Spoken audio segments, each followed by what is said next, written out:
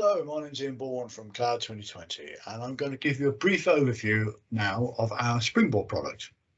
What you're looking at here is a dashboard, and these dashboards, and there's a few in here for you to use.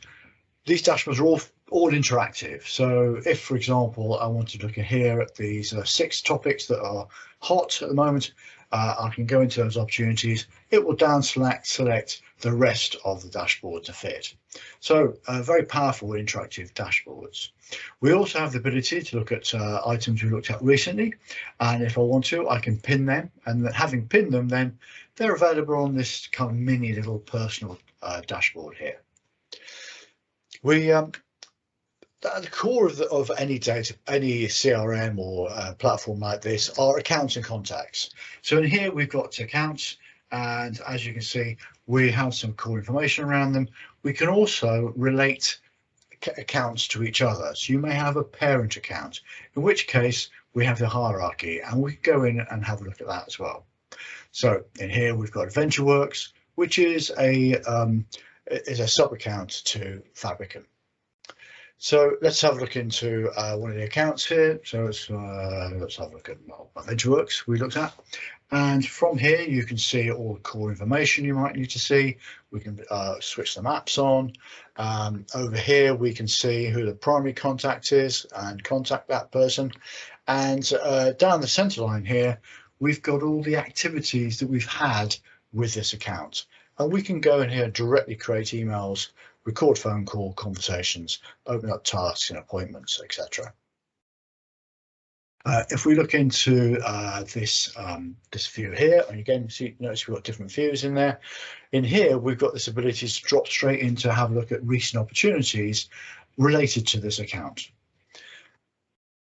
So, also, people are important. In this case here, we're showing lots of active contacts.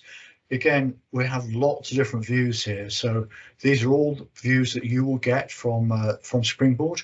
But as you can see here, we've got active contacts, and you can drill into these, and from that you can see all the core information around them, such as who they work for, phone numbers, what have you, and also opportunities they've been related to with their company that they're associated with. So let's get on to the sales bit. So with sales, we have the start with the concept of a lead. Now, a lead could be literally just somebody who works for somebody and is interested about something that you sell. So let's pick an example here. Let's have a look at this one here. And in this case here, we are looking at Anna Lindman, and she's interested in some of our products. We can see her company address. We can click through to that website where she is, or we can drop an email straight to her, and we can create the timeline that you've seen before down through these opportunities, these elements here. Across the top, we've got a process flow bar, and this takes you through the process from a lead into an opportunity. And you'll see that you can here capture key elements of the process down towards closing that sale. With a lead, you start to build up the knowledge around this lead, and you may at some stage decide that this is going nowhere. That's fine. Okay, that happens. In which case, we can then disqualify the lead. And you notice we don't talk about deleting the lead, although we can, because if at some stage Anna Lindman came back to us for whatever reason, the data deduplication would crop up and notice that and say, hey, I think you know, Anna, do you want to actually reopen that lead or not? What I can do though is I can qualify. Now, if I hit the qualify button on here, it'll do 3 things. It'll create a company, in this case called Woodgrove Bank. It'll create a contact that works for Woodgrove Bank called Anna Lindman, and it'll create an opportunity called some interest in our products, like that. Let's kind of look into opportunities. So these are ones that have been converted. Now, all that information you've got there around appointments and emails and phone calls and what have you are brought across into the opportunity from the lead. So let's pick on the lead here, and in this case, what we're looking at is who the contact is, who the account is. We've got some idea up here of what the close date is. So let's make that a bit more original, and let's come into here and make that this year, for example. We've got some idea of what the revenue is and the status of this lead and who actually currently owns it. The other thing we look in here is the probability. If you multiply the probability by the estimated revenue, you'll get the weighted revenue.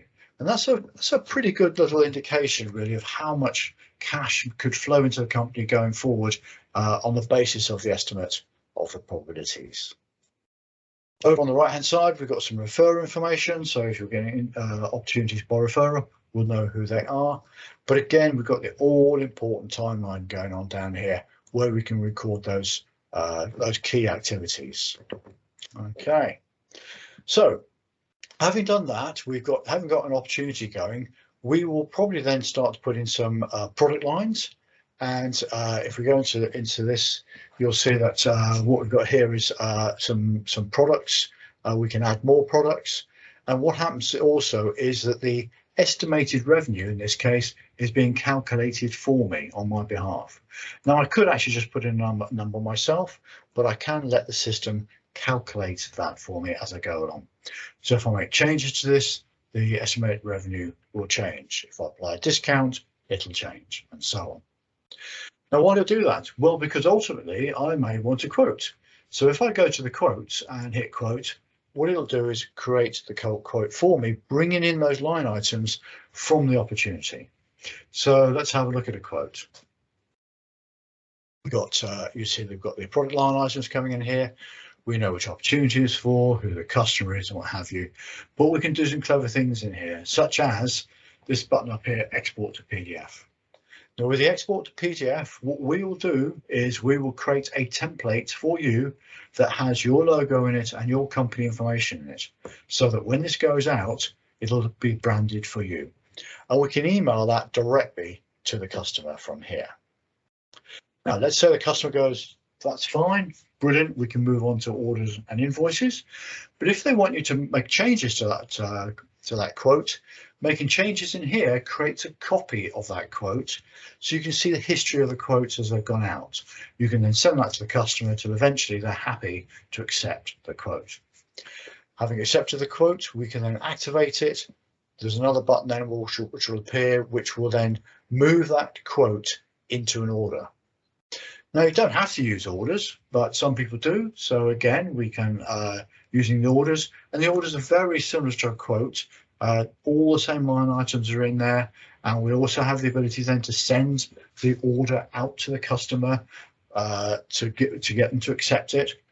And then once we've got the order accepted, we can then create an invoice directly from that process. So now we've got some invoices.